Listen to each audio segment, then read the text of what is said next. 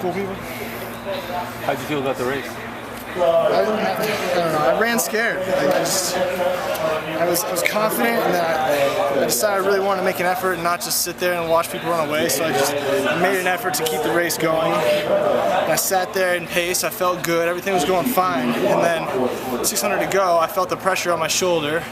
And then 500 to go, I felt even more. And then going to the last lap, people started passing me. I was like, I feel okay. I'm not falling apart. Am I running that slow? And it was clear that the guy in front of me was setting a slow pace, and I wasn't aware of it because I was just kind of zoned out going. I was waiting for the guy in front of me to kind of make a move rather than do it myself. And again, it's running scared. And it's not my thing. I don't normally do that. I feel like I'm learning to race again. And after 2 years of kind of ups and downs, trying and I'm being unsuccessful, I'm finally healthy, and success is knocking at the door, but I'm too afraid to answer it because I don't want to get hurt again. So I have to go. I have to make moves. I have to force myself to do it rather than hope that someone in front of me is going to do it for me. And that's what happened. Will Lear went by me, and I was like, okay, clearly he's doing well because he's going slow. So I decided, let's go because Will's going. And by the time I knew it, I started to kick, and I was fine. My knees were high. I was confident the last 100. But had I made my move when I should have and not been afraid, I could have probably won that race.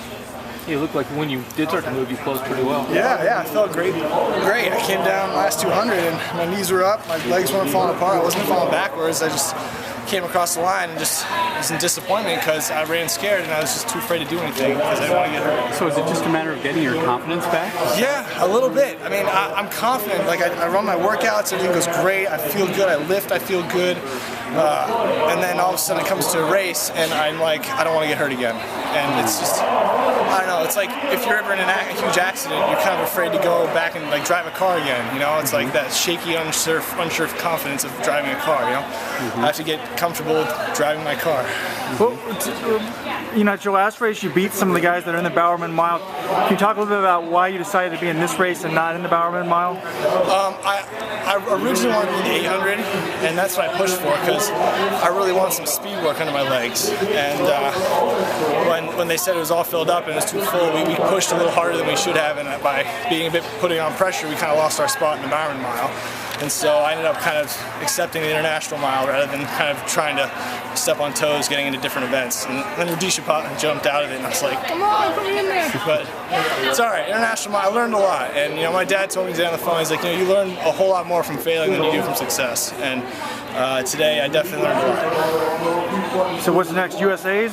I might go to Portland next weekend for the festival, the distance festival, because there's a good 800 up there, some real good talent going. It'd be wise to challenge myself once more, just to put a bit more confidence under me and maybe build a bit more fire. Because I just think that one race is just going to happen and it's all going to go together and it's going to be perfect and I'm never going to forget it for the rest of the season. And that's what I need to have happen. So still thinking 800 for the USA's?